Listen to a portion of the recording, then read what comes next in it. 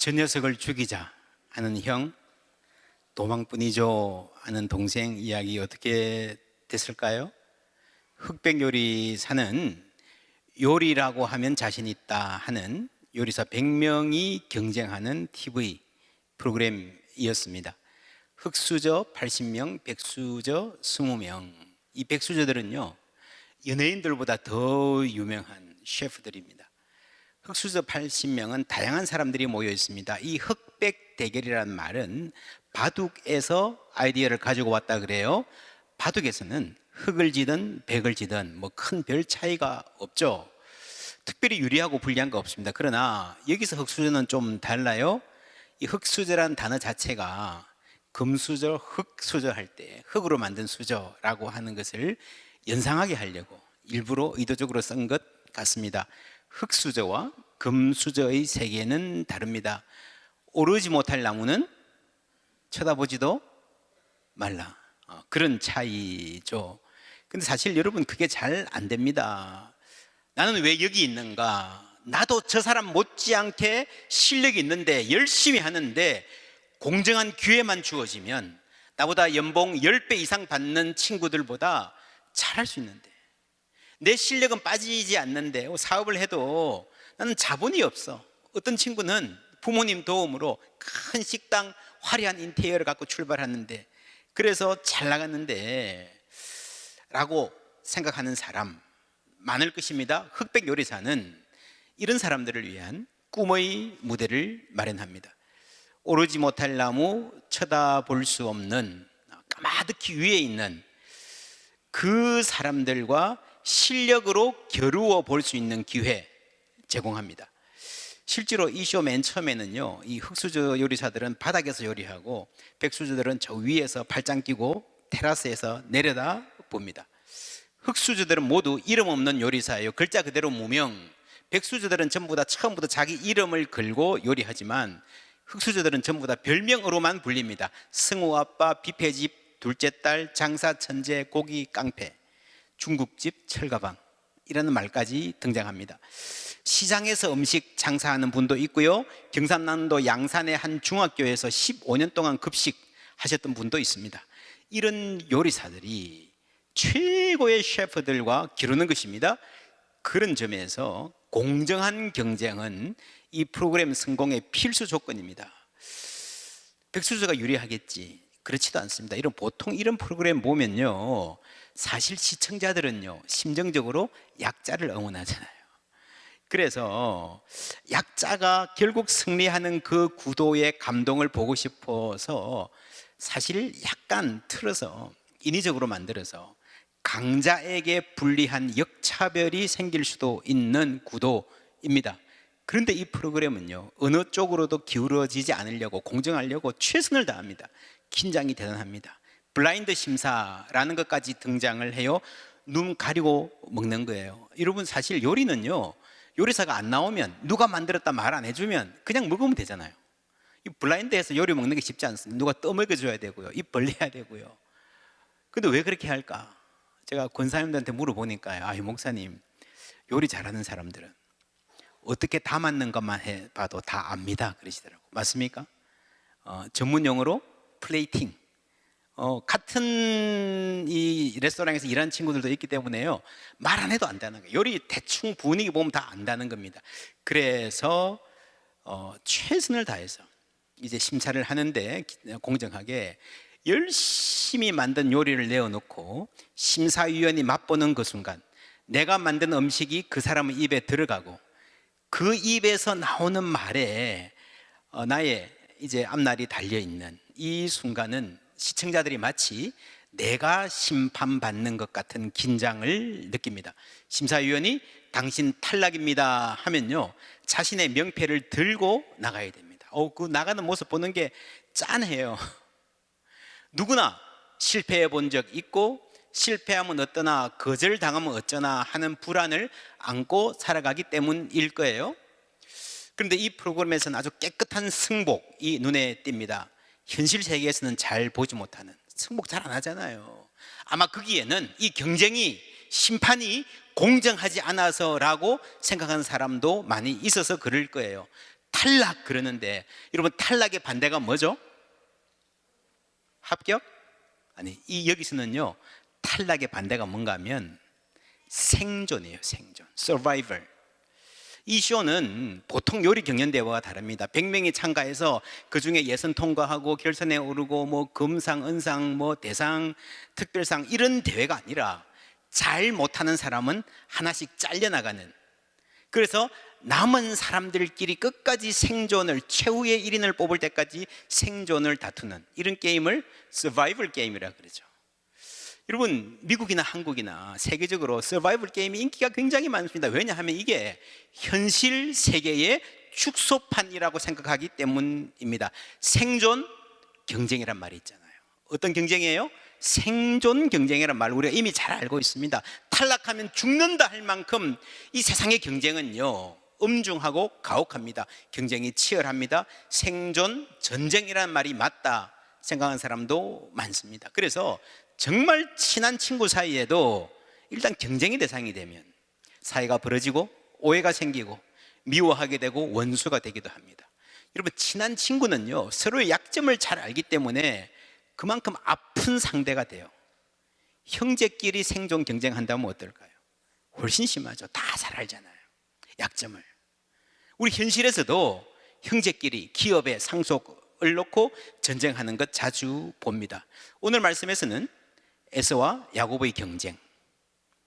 한 집안의 형제니까 똑같지 뭐 금수저 흙수저 그런 차이가 어디 있어요 할 수 있겠지만 옛날에는 안 그랬어요. 여러분, 놀부와 흥부 이야기 아시죠? 가인과 아벨 시대 때부터 여러분 한국도 저희들 어릴 때까지만 해도 그랬습니다. 제 교회나 이 친구들 중에요 장남만 대학 보내고 둘째 이하는요 농사 지어라.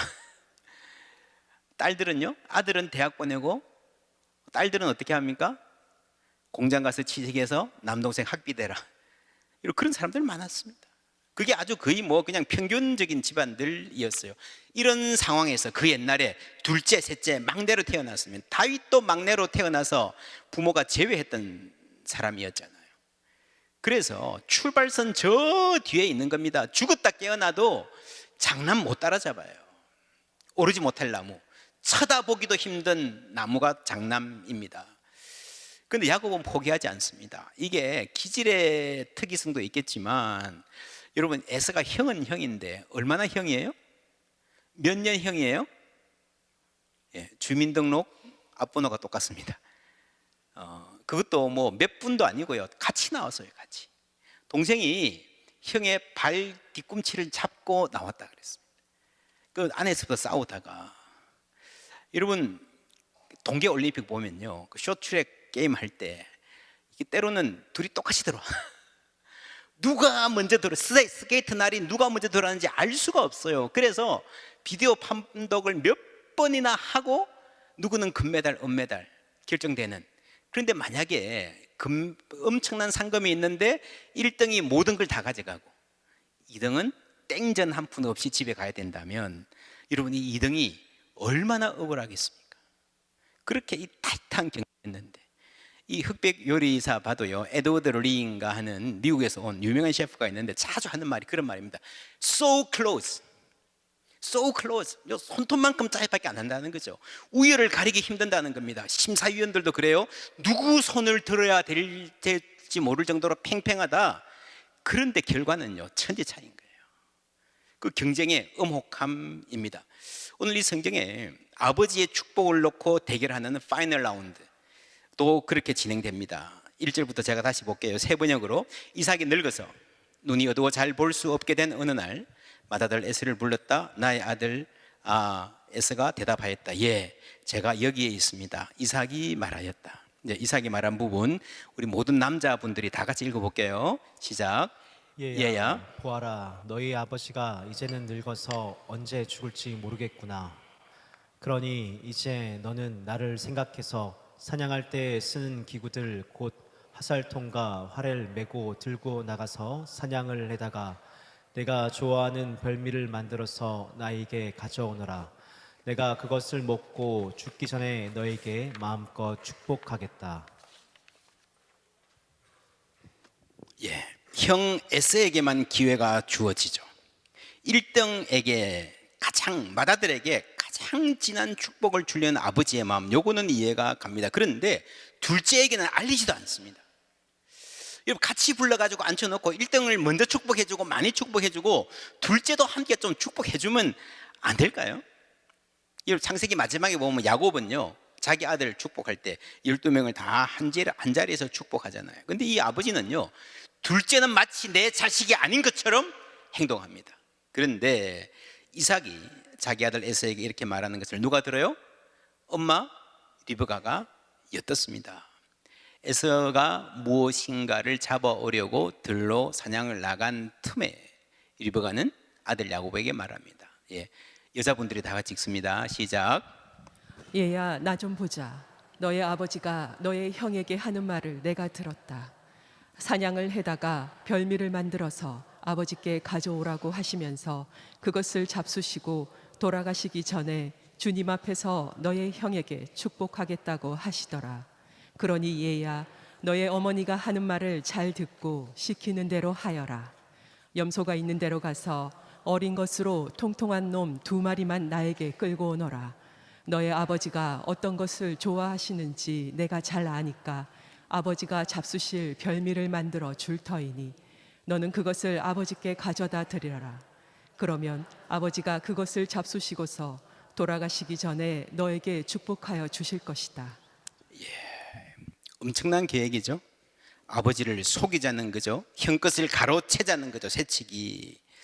성공할 리가 없습니다. 혹 성공한다 그래도, 속인다 그래도 뒷감당 안 될 겁니다. 야곱이 이렇게 말하니까 엄마가요, 뒷감당은 내가 하마, 저주를 받더라도 내가 받겠다, 엄마 믿고 해 라고 합니다. 아빠는 큰 아들만 생각하고 둘째는 마치 내 아들 아닌 것처럼 행동했는데, 엄마는 반대로 작은 아들만 내 아들인 것처럼 그렇게 무리를 합니다. 이 지극한 편애가 갈등의 씨앗이죠. 이것은 어제 오늘의 일이 아니에요. 이 두 아들이 청소년 때의 모습. 두 아이가 자라 에서는 날쌘 사냥꾼이 되어서 들에서 살고, 야곱은 성격이 차분한 사람이 되어서 주로 집에서 살았다. 이삭이 에서를 사랑했는데, 여러분 보시면 이유가 뭡니까? 에서가 사냥해온 고기의 맛을 들이더니 에서를 사랑하였고, 리브가는 야곱을 사랑했는데 이유가 뭡니까? 이유가 뭐죠? 안 나오죠. 안 나옵니다. 그렇죠? 여러분, 사람이 사람을 사랑하는 게요, 남녀 간의 사랑도 그렇고 부모가 편애를 한다 그래도 사실은 이유가 없는 경우가 많아요. 그냥 마음이 가고 그냥 좋은 거예요. 그렇지 않습니까? 물론 이런저런 이유를 이야기할 수도 있겠지만, 여러분, 사랑하는 이유를 이야기하는 그 순간에 그 이유는요, 굉장히 시시하고 허접해집니다.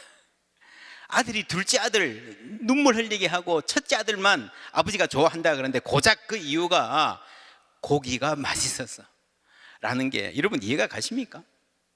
그도 믿음의 조상인데, 여러분 이삭은요, 성경을 읽어보면 밖에서는, 사회인으로서는, 동네 사람들한테는 굉장히 존경받는 훌륭한 그런 인격자였습니다. 그런데 집에서는 우리 아빠요, 에이, 우리 남편요, 아이 말도 마세요. 그런 아빠 있습니까? 예. 그래도 우리가 혹 이 이삭 아버지를 변호해 줄 수 있다면 이렇게 할 수 있겠습니다. 고기가 좋아서 아들이 좋아졌는지, 아니면 아들이 좋아서 뭐라도 좋게 말해주고 싶어서 그 아들이 잘하는 거 하나 고기 핑계대고 그냥 말하다가 그게 마음이 굳어졌는지, 사실 고깃감이 될 짐승은요, 요리감이 될 짐승은 집에도 많습니다. 요리는 리브가가 더 잘하는 것 같아요. 어쩌면 아버지는 들을 활보하고 다니는 그 아들의 씩씩함이 좋았는지도 모르겠습니다. 이삭도 사실은 상당히 조용하고 소극적인 캐릭터였거든요. 내가 못 가진 것 갖춘 아들, 듬직했겠죠. 그 아들이 들에서 잡아온 사냥감 요리를 먹다 보면 벌판을 뛰어다니던 활기찬 모습이 눈에 보이는 듯 했습니다. 아들의 호탕한 웃음이 좋았고요, 굵직한 목소리가 마음에 들었을 거예요. 사냥하다가 이 흘린 땀, 몸에서 나는 그 땀 냄새조차도 향기롭게 느껴졌을 수도 있습니다. 그 큰아들의 어깨는 우리 집에 앞날을 보장하는 든든한 기초다 생각했을 것입니다. 그래서 아들이 가져온 이 요리를 먹는 순간에 이 아버지의 행복감은 최고조에 달했습니다. 여러분, 행복이라는 거는요, 무엇이든 들어주고 싶고, 뭐 내가 줄 수 없는 거, 없는 거라도 뭐 주고 싶은 그런 마음이잖아요. 그래서 일생의 마지막 결정적인 축복을 주면서 그냥 해줄 수도 있겠지만 이왕이면 가장 기쁜 마음으로 가장 좋은 상태에서 주고 싶은 거예요. 내 안에 있는 모든 좋은 것들을 전부 다 끌어모아서 큰아들에게 주고 싶은 거예요. 그래서 사냥을 해오라, 네 요리 좀 맛보자, 그렇게 했습니다. 그런데 그걸 엄마가 듣고 개입을 합니다. 엄마와 둘째 아들은 반칙을 꾀합니다. 엄마 찬스. 오늘의 현실에도 많잖아요. 아들이 중요한 일을 하는데 엄마가 후원해주고 도와주고 뭐 이런 거 좋죠. 그런데 그것 때문에 경쟁이 불공정해진다면, 점수 1, 2점 차이로 승패가 결정되는 장에서 엄마 찬스가 반칙으로 되어진다면 이러면 심각한 거죠. 우리 사회의 아주 아픔이기도 합니다. 그래도 물론 반칙은 잘못했죠. 우리가 엄마 리브가를 변호해 줄 수 있는 면이 있다면 이런 점이 있습니다. 이 두 아들을 임신했을 때 이야기. 그런데 리브가는 쌍둥이를 배웠는데 그 둘이 태안에서 서로 싸웠다. 그래서 리브가는 이렇게 괴로웠어야 내가 어떻게 견디겠는가 하면서 이 일을 알아보려고 주님께로 나아갔다. 주님께서 그에게 대답하셨다. 두 민족이 너의 태안에 들어있다. 너의 태안에서 두 백성이 나뉠 것이다. 한 백성이 다른 백성보다 강할 것이다 까지는 이해가 되는데, 마지막에 형이 동생을 섬길 것이다. 이 충격적인 이야기죠. 당시 사회의 기준으로는 아주 충격적인 이야기, 의외의 이야기였습니다. 근데 이게 또 놀라운 게요, 여러분, 세상에서 상속권을 결정하는 것은 대부분 아빠의 역할입니다. 아버지한테 말하지 않고. 왜 하나님이 이 계시를 아버지한테 주지 않고 엄마한테 줬을까? 그러니까 아빠 이삭은 이 상속이라는 중요한 문제를 엄마와 상의하지 않고 엿들어야 되는 상황으로 만들었을까? 이 아내가 자기 의견을 말하는 것이 아니라 속여야만 하는 상황으로. 아마 하나님 이렇게 말씀하셨어요, 말했는데 이삭이 안 들었을 수도 있습니다. 자기 고집으로. 여러분, 어떻게 생각하십니까? 아이를 같이 키우는데 이 아이의 미래에 대한 권리, 그 조언할 수 있는 권리, 누가 갖습니까? 여기서는 아빠만 갖는 거예요. 엄마는 아무 권리가 없는가? 라고 하는 대단히 현대적인 질문을 성경이 하고 있다고 저는 봅니다. 물론 성경이 이런 부조리한 가부장제를 당장 뒤엎어라 하진 않지만 그것이 잘못된 의문을 제기해야 하는 관행임을 분명히 하고, 결국에 성경은요, 끈질기게 그것을 넘어서는 방향으로 몰고 갑니다. 예수님 태어나실 때도요, 어머니가 그 뜻을 전달받아요. 가장 중요한 구원의 사건. 아빠는요 그냥 옆에 있어요. 조력자예요. 주 인물은 어머니 마리아입니다. 그래서 여러분, 이삭은 여기서 눈이 멀어 있잖아요. 흑백 요리사하고 너무도 비슷하게 블라인드 테스트, 할 수 없이 블라인드 테스트가 되는, 그래서 에서가 아닌 야곱이 승리할 수 있는, 엄마의 뜻이 반영될 수 있는 틈이 생기는 거예요. 어떤 점에서 이 많은 학자들이 이 이삭이 눈이 어두웠다라는 말은요, 영적인 안목을 말한다라고 해석을 합니다. 그런 점에서 이삭뿐 아니라 어머니 리브가도 마찬가지입니다. 요거는 내가 알지만 이것이 어떤 큰 일을 벌여 가지고 올 것인가, 이러면 큰아들이 작은 아들을 죽이려고 그러잖아요. 어떻게 맞겠습니까? 작은 아들 멀리 가서 그 사랑하는 아들 없이 평생을 살아야 되잖아요. 얼마나 여러분 안타까운 일입니까? 그런 점에서 우리는요 모두 다 블라인드입니다. 모든 사람은 한 부분만 보고 다른 부분은 못 보는 거예요. 그리고 인간의 모든 진실은요 일면적 진실입니다. 절대적 진리가 아니고 일리가 있다 정도만 해도 괜찮은 거예요. 그래서 인간의 많은 지혜가 쌓인 대부분의 속담들이 그냥 일리가 있는 말일 뿐이에요. 어떤 경우에 맞는 말일 뿐이에요. 못 올라갈 나무는 쳐다보지도 말라. 일리가 있죠. 올라가려다가 다친다. 쳐다만 보면 안 다치잖아요. 근데 사실은요 올라가지도 않고 노력하지도 않고 쳐다보기만 하고 게으르게 그냥 그렇게 사는 인생을 말하는 것일 수도 있습니다. 지난주에도 그랬습니다. 희망을 품었다면 대가를 치러야 됩니다. 높은 나무 올라가려 하면요, 자신을 갈고 닦아야 되죠. 그게 쉽지 않습니다. 저는 이 흑백요리사 좀 뜨문뜨문 봤는데 이 쇼를 보면서 가장 인상적이었던 부분이에요. 미국에서 온 최고의 셰프가 스테이크를 구워서 팝니다. 먹는 사람들이 많이 주문을 해요. 그런데 사람들이 좀 먹다가 자꾸 남겨. 그대로 이 스테이크가 잔반통으로 갑니다. 오, 이상하다. 왜 그러지? 이 먹는 사람들은요, 이런 먹방러라고 아십니까? 유튜브에 보면 뭐 짜장면 10그릇 갖다 놓고 순식간에 먹어치우는 그런 사람들 모아놨는데 왜 스테이크를 남겨지? 뭐 세계 최고의 요리사가 만든 건데. 그래서 이 심사위원 백종원 씨가 심사위원석에 내려가서 잔반통으로 갑니다. 그걸 들여다봅니다. 만져보고 냄새를 맡아봅니다. 그거 제가 깜짝 놀랐어요. 그걸 먹어보는 거예요. 다른 사람들이 먹다가 남긴 스테이크를 먹어보는 거예요. 그리고 말합니다. 고기가 질겨. 소스도 맛있고 밑간도 잘 되는데 고기가 질겨서 안 된 거야 라고 설명을 합니다. 저는 이 장면 보고요, 야, 이 백종원이 왜 백종원인지, 한 분야에서 뭔가를 이룬 사람, 그 사람들이 백종원의 성공은 부러워하지만 이런 자세는 대부분 여러분 본받지 않습니다. 엊그제 지난주에 어떤 게임, 이렇게 중요한 이 부산에서 큰 행사가 있었는데 그때 아주 유명한 게임 개발자 사장이요, 그런 말을 했어요. 잔반통 뒤진 백종원처럼. 사람들이 왜 먹고 안 먹느냐, 우리가 만든 게임을 보고 어떻게 반응하는가, 그거를 잔반통 뒤진 백종원의 마음으로 들여다보겠다. 여러분, 정말 놀라운 말이죠. 그래서 제가 그렇게 생각했습니다. 성공의 비결은 잔반통에 있다. 여러분, 올라가지 못할 나무는 쳐다보지도 마라. 만약에 쳐다보려면, 안 쳐다보는 게 마음 편할 텐데 쳐다보고 올라가려면요, 대가를 치를 준비를 해야 됩니다. 야곱은 철저하게 준비한 사람입니다. 성실하게 일한 사람입니다. 자기 아버지 집에서 형한테 밀려서 차별을 많이 받았다 그러지만 이제 외삼촌 집에 가가지고요, 외삼촌이자 장인인 이 라반한테 얼마나 여러분 서름 받는지요. 차별 시즌2가 시작되고 그 시즌2는 1하고 비교 안 될 만큼 혹독합니다. 우리 아버지가 나를 남의 자식 취급해, 말로 그랬는데 진짜 남의 자식 취급이 뭔지, 세상이 얼마나 혹독한지 냉혹한지 뼛속같이 경험합니다.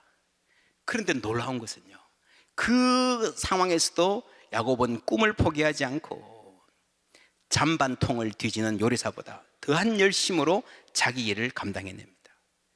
못 올라갈 나무 쳐다보는 사람입니다. 여러분, 그런 사람이 있었기 때문에 오늘의 우리가 누리는 이 삶이 가능한 거예요. 비행기를 발명한 사람이 누구죠? 라이트 형제. 잘 아시네요. 라이트 형제 이전에 인간이 하늘을 날 수 있을까? 못 올라갈 나무라고 생각했어요. 이순신 장군이 13척의 배로 133척의 일본 함대에 맞서는 것 역시 불가능하다고 누구나 다 고개를 저었습니다. 세종대왕이 백성들이 읽고 쓰기 쉽도록 새로운 문자를 만든다, 마찬가지죠. 상상하기 힘든 도전이었습니다. 토마스 에디슨은 전구를 발명하기 위해 1000번 이상의 실패를 경험했습니다. 오늘의 한국을 만든 사람들, 우리 이웃에 있는 포항 제철 하나만 보더라도요, 제철소를 만들어서 산업 강국이 되겠다? 당시로서는요, 꿈도 못 꿀 이야기였습니다. 그 누군가가 헌신했고 그것 때문에 오늘 우리가 있지 않습니까? 저는 대한민국의 앞날도 마찬가지라고 생각합니다. 누군가는 도전해야 되고 누군가는 열정으로 일해야 됩니다. 그런데 여기 문제가 있어요. 열심히 하는 건 좋은데 그게 과도하게 경쟁이 되고 전쟁이 돼서요, 사람이 메말라갑니다. 사람이 상해갑니다. 관계가 떼어집니다. 엄마 찬스, 이런 부모 찬스, 반칙도 동원되고요. 그러니까 서로 불신하게 됩니다. 여러분, 경쟁이 공정하지 않다 생각하면요, 젊은이들이 자기를 개발할 의욕이 상실되잖아요. 그래서 여러분, 밝은 미래를 위해서는 공정한 경쟁 아주 중요합니다. 그것이 다가 아닙니다. 야곱이 에서의 칼날을 피해서 도망가던 중에 광야에서 하룻밤 잘 때의 일입니다. 창세기 25장에 나오는 말씀 함께 읽습니다. 어떤 곳에 이르렀을 때에 해가 저물었으므로 거기에서 하룻밤을 지내게 되었다. 그는 돌 하나를 주어서 베개로 삼고 거기에 누워서 자다가 꿈을 꾸었다. 그가 보니 땅에 층계가 있고 그 꼭대기가 하늘에 닿아 있고 하나님의 천사들이 그 층계를 오르락 내리락 하고 있었다. 오르지 못할 나무 정도가 아니라 하늘까지 닿은 사다리가 나옵니다. 올라갔다 내려왔다. 그렇죠? 이거 보고 야곱이 뭔 생각을 했을까요? 야, 내가 저만큼 높아지냐? 내가 이만큼 소중한 존재가 되는 거냐? 가슴이 뛰었을 거예요. 저 위에는 뭐가 있을까? 그걸 배우는 거예요. 근데 그 하늘 꼭대기에는요, 뭐가 있는가 하면요, 내 야망이 아닌 하나님의 꿈이 있습니다. 그 하나님의 꿈이 무엇인지 제가 읽을게요. 보라, 내가 새하늘과 새 땅을 창조하나니 이전 것은 기억되거나 마음에 생각나지 아니할 것이라. 이리와 어린 양이 함께 먹을 것이며 사자가 소처럼 짚을 먹을 것이며 뱀은 흙을 양식으로 삼을 것이니 나의 성산에 저는 해함도 없겠고 상함도 없으리라. 여호와께서 말씀하시니라. 이리와 어린 양이, 약자와 강자가 서로 존중하고 보듬어주고 함께 살아가는 세상, 그게 새하늘과 새 땅, 하나님이 꿈꾸시는 세상이라는 말입니다. 여러분, 마틴 루터 킹 목사님 아세요? I have a dream, 유명한 연설이죠. 이때 1960년대 미국에서는요, 흑인과 백인이 같은 버스를 타고 같은 학교에 다니는 것, 같은 식당에서 밥 먹고 같은 화장실을 쓰는 것, 상상도 못할 일이었습니다. 그런데 킹 목사님은 꿈을 꾸었습니다. 흑인과 백인이 나란히 손잡고 친구가 되는 꿈을 꾸었습니다. 흑수저의 아들과 백수저의 딸이 공정한 그라운드에 서는 꿈. 그렇죠? 그래서 역사가 또 한 발 전진하게 된 겁니다. 저는 이것이 하나님이 주신 꿈인 줄 믿습니다. 멋있게 경쟁하고 깨끗이 승복할 수 있는 장, 그리고 공정한 경쟁이 있음을 알기에 젊은이들이 자기를 개발하는 노력을 신나게 해나갈 수 있는 그런 사회, 그래야 여러분 창조성이 꿈틀대는 거예요. 잠재력을 꽃 피울 수 있는 거예요. 내가 열심히 사는 노력이 내 배만 불리지 않고 내가 누구보다 위에 올라서겠다, 그게 아니고 함께 잘 사는 사회를 만드는 데 기여해주는 사회. 그렇죠. 그래서 그것 때문에 더 열심히 노력하고 살아가는 사회. 그리고 경쟁을 하다 보면 나고 하는 사람이 있을 수 있습니다. 반드시 있습니다. 함께 품어주고 보살펴주는, 특별히 그들의 자존심을, 자부심을 잘 보호해주는 사회, 그러한 사회가 하나님이 원하시는 사회인 줄 믿습니다. 오늘 추수감사절입니다. 이 절기는 우리가 하나님께 감사하는 절기이며 동시에 하나님의 꿈을 우리의 삶으로 보여주는 절기입니다. 신명기 16장에 감사절이 어떤 절기인가 잘 보여주십니다. 함께 읽습니다. 너희 다장마당과 포도주 틀에 소출을 거두어 들인 후에 이래 동안 초막절을 지킬 것이요, 너희는 너희의 하나님 여호와 앞에서 너희와 너희 자녀와 노비와 내 성읍에 거주하는 레위인과 객과 고아와 과부가 함께 즐거워하되 내 하나님 여호와께서 택하신 곳에서 내 하나님 여호와 앞에서 너희 하나님 여호와께서 내 모든 소출과 내 손으로 행한 모든 일에 복 주실 것이니 너희는 온전히 즐거워할지니라. 아멘. 14절에 함께 즐거워하되 15절에 온전히 즐거워할지니라. 여러분, 이 감사절은요, 즐거워하는 날입니다. 어떻게 즐거워하는가 하면 함께 즐거워하는 거예요. 고아와 객과 과부, 약한 이들과 장애인들과 이민자들과, 여러분 아픈 자들과 가난한 이들과 눈물 흘리는 이들과 함께 즐거워할 때에 그 즐거움이 온전한 즐거움이 될 줄 믿습니다. 하나님께서 그 손으로 하는 모든 일에, 우리의 손으로 하는 모든 일에 복 주실 줄 믿습니다. 그것이 우리를 향한 하나님의 뜻입니다. 예수님 말씀하셨어요. 내가 온 것은 양으로 생명을 얻게 하고 더 풍성이 얻게 하려는 것이라. 하나님의 뜻은요, 단순한 생존이 아닙니다. 떨려나가지 않고 붙어서 살아남는 것, 서바이벌이 아니라 플라리싱, 풍성한 온전한 삶, 온전히 즐거워하는 삶, 함께 즐거워하는 삶입니다. 우리가 맛있는 음식을 만들어서 서로 나누어 먹고 서로 축복하는 것도요, 그 풍성함의 일부예요. 하나님이 주신 큰 복입니다. 그런데 거기에 갈등이 있으면, 근데 거기에 서로 미움이 있으면 여러분, 단 음식을 먹어도 쓰잖아요. 하나님이 그 위에 샬롬 주시기를 주님의 이름으로 축원합니다. 그게 추수감사절입니다. 함께 나눔으로 말미암아 함께 즐거워하고 그 즐거움이 온전한 즐거움이 되는 거예요. 에서와 야곱도 그것을 배워야 됐습니다. 내가 내 즐거움, 내 복, 내 손으로 쟁취하겠다. 그러다가 서로의 삶이 함께 더 망가져 갔습니다. 서로 죽일 듯한 갈등으로 치달았습니다. 근데 그게 끝이 아닙니다. 오랜 세월이 흐른 후에 이 흙수저 야곱과 백수저 에서 삶이 어떻게 되었는지 그 다음 이야기 우리 이어서 보시겠습니다.